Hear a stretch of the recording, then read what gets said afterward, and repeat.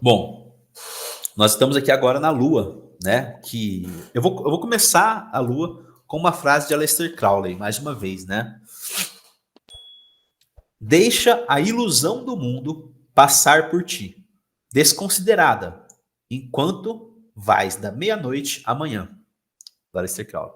Vou repetir porque ele tem essa coisa de falar difícil, né? Deixa a ilusão do mundo passar por ti, desconsiderada, enquanto vais da meia-noite à manhã.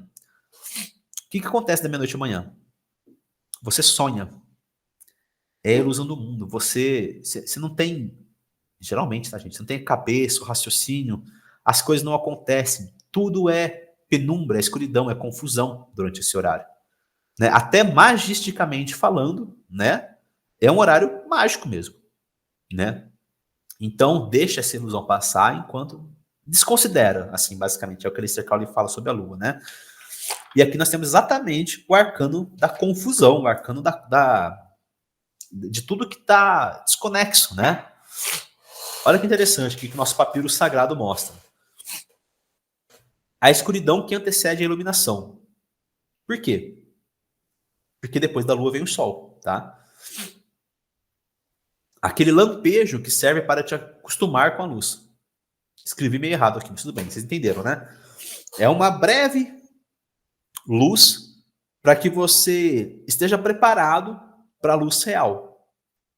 Você não consegue olhar direto para o sol, mas se tiver a lua por cima fazendo um eclipse, você consegue olhar um pouquinho e com o tempo você se acostuma para o sol. A iluminação de uma vez pode cegar. Então a lua é o preparo para isso. Este é o arcano dos medos e de tudo que está oculto. Nas palavras de Jung, ninguém se torna iluminado por imaginar figuras de luz, mas sim por tornar a escuridão, por tornar consciente a escuridão. Para mim, essa frase está muito ligada à lua, né? Ninguém se torna iluminado por imaginar figuras de luz, mas sim por tornar consciente a escuridão, porque a escuridão existe, ela é real dentro de cada um de nós, e a gente só se torna iluminado quando a gente conhece esse nosso lado, certo? Então, ela está ligada a Dinetizar Malkuth, estamos chegando no final da árvore da vida, Malkuth, que é a 10ª Sefiró, né? E associado ao signo de Peixes, né? Que é um signo totalmente viajado, igual a carta, né? Não posso falar mal de Peixes porque meu filho é pisciano, então vocês sabem que eu amo o signo. Mas é um signo que viaja muito. Então, a própria carta, o desenho da própria carta é muito confuso. Olha aqui os elementos. Nós temos uma lua, que na verdade é um sol, parece um sol, com um rosto, né? Fica um pouco confuso essa lua, porque eu nunca vi lua com esse brilho assim, né? Temos duas torres aqui, né? Temos um lobinho e um cachorrinho aqui no meio aqui, um caminho, um animal aqui, que é um lagostim, tá? Um pouco de água, um pouco de terra, né? Então, o que está acontecendo aqui? Uma confusão, tá? Tal e qual a roda da fortuna, por exemplo, né? Que mostrava aquele junção de elementos bizarros ali, que a gente bate o olho e não entende nada, tá? A lua é uma coisa parecida, tá? Mas tem explicação para quase tudo isso daqui, tá? Nós vamos chegar lá, porque nosso livrinho vai ajudar bastante a gente aqui. Bom, então a Lua basicamente fala sobre mistério, tá? Eu acho que é o ponto principal aqui da Lua.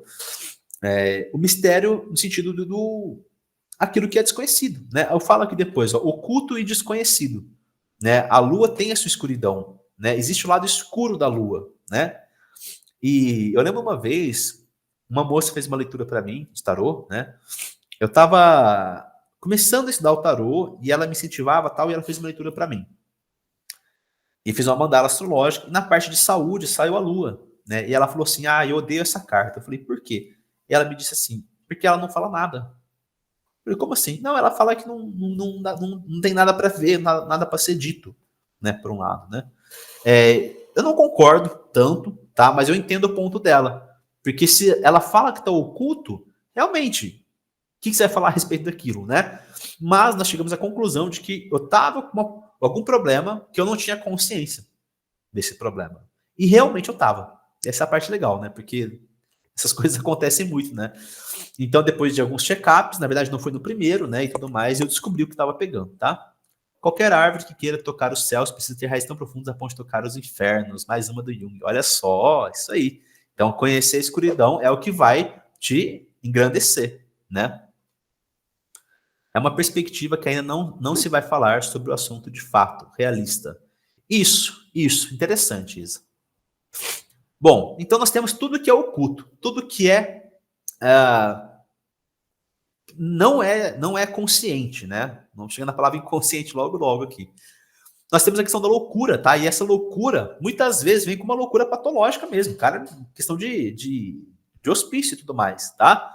Ou pode ser algum distúrbio. Para quem lê sobre questões de saúde, pode ser uma carta sobre algum distúrbio mental, algum problema, sabe, que aconteça, né, de confusão e tudo mais, tá? Então pode até simbolizar isso. Ou simplesmente algo que realmente está muito desconexo. Sabe quando as peças do quebra-cabeça não estão se encaixando? Você fala, cara, não está dando certo isso aqui, tem coisa fora do lugar. É isso. Ilusão. Acho que ilusão, na verdade, ganha do termo mistério em relação ao termo mais utilizado para a Lua. A Lua é a carta da ilusão.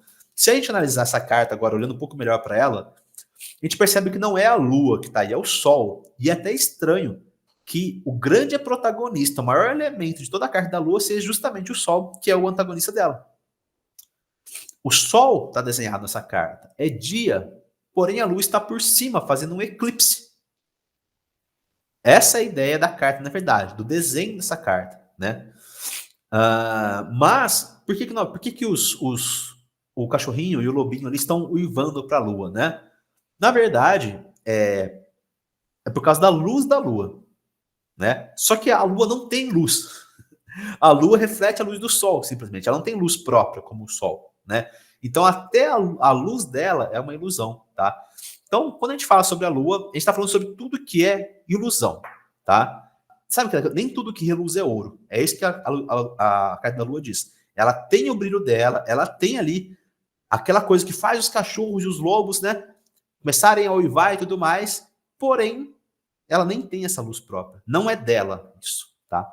Então, cuidado. A consulente chega e pergunta assim, nossa, conheci um cara, tô adorando ele, só que eu conheço só pela internet. Será que ele é um cara foda pessoalmente? Será a carta da Lua? Ih, rapaz, olha, aqui vai ser difícil, tá? Nós temos a questão dos medos, né, na Lua. Por quê? Porque geralmente o ser humano tem medo daquilo que é desconhecido. Por exemplo, quais são os medos mais comuns dos seres humanos? Né? A gente tem medo da morte. Por quê? Porque a gente não sabe o que acontece depois da morte. A gente pode achar que sabe, né? Mas geralmente a gente não sabe. A gente tem medo de ET. Por quê? Porque não sabe como é que funciona, não sabe como é que é. Mas a gente desse um ET, o que vai acontecer? Então, geralmente a gente tem muito medo do desconhecido. Pequeno parênteses, esses dias para trás eu perguntei pro meu filho, o que você tem medo? Ele falou que tem medo de três coisas. Medo de altura, medo do caminhão monstro e medo de entrar numa pirâmide e ter um alien ali dentro. Não sei de onde ele tirou isso. Eu tenho medo de entrar numa pirâmide e ter um alien ali dentro. Meu Deus, filho. Enfim, cada um com seus medos, né? Vai ver que ele sonhou com isso, é verdade, provavelmente. É verdade, faz sentido, deve ter sonhado com uma coisa assim, né? Então, gente, o medo é muito sobre isso, sabe? Da gente ter medo daquilo que não conhece. Então, tem uma história sobre a Lua que, para mim, explica tudo. Um cara estava andando fazendo trilha por dias e dias e tal, né? Numa floresta e tal. Aí chegou a noite e tal, ele teve que dormir. Ele montou ali um lugarzinho para ele dormir e tal. Deitou tal. E deitou e dormiu. Quando ele estava indo dormir, assim, ele olhou pro lado dele e tinha uma cobra do lado dele, mas quase encostado nele, dormindo também. E ele gelou na hora, falou, pronto. Porque agora, se eu levantar aqui no susto, a cobra acorda e me dá o bote. Se eu dormir, ela vai acordar antes de mim e vai me dar o bote. O que eu faço? E ele ficou ali paralisado, estático, morrendo de medo. A noite inteira. Não fechou o olho a noite inteira.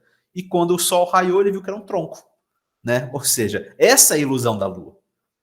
Você tem medo, mas aquilo é desconhecido de você. Será que aquilo condiz com a realidade? Será que o seu medo é justificável? Né? Então, são várias questões que a Lua nos coloca aqui, tá? Por quê, gente? Vamos aprofundar um pouquinho mais sobre a questão da carta da Lua. Assim como eu falei da estrela guia, do direcionamento, o que é a Lua? A Lua representa a noite, assim como o Sol representa o dia. Antigamente, tá, gente? O que aconteceu? Hoje o mundo mudou bastante. Era dia, o pessoal saía de casa, ia caçar, ia colher fruta, caçar, ia fazer as coisas, o rolê acontecer. Chegava à noite, o cara voltava para casa, voltava para a caverna, tá? E ficava ali recolhidinho, com a família, com as crias, ali dentro, escondido, tá? Então, por isso, desde que o mundo é mundo, o Sol sempre foi associado ao princípio Yang, que é o princípio masculino. E a Lua sempre foi associada ao princípio Yin, que é o princípio feminino. O que é o Yang? O Yang é o que vem aquilo que vai para fora. Então, saiu o Sol, pá, vamos sair de casa, vamos para a rua, vamos correr atrás de caça, vamos pegar fruta, vamos para o rio pescar. Yang. Externo. Chegou a noite, a gente se recolhe. Até hoje, na verdade, muita gente é assim, né? A rotina comum é assim. Você levanta de manhã, você vai trabalhar, você faz suas coisas, você vai no banco, você vai comprar as coisas. Chega à noite, você volta para casa, você se recolhe, né? Então, pode ver, por exemplo, a sacerdotisa, ela tem aquela triluna na cabeça porque ela está associada ao princípio yin, ao princípio feminino, né? É... Então, nós temos essa ligação da Lua com tudo aquilo que é interno, aquilo que é para dentro, aquilo que é passivo, aquilo que é yin, de alguma forma. Esse princípio yin e yang vai tão longe que se a gente pensar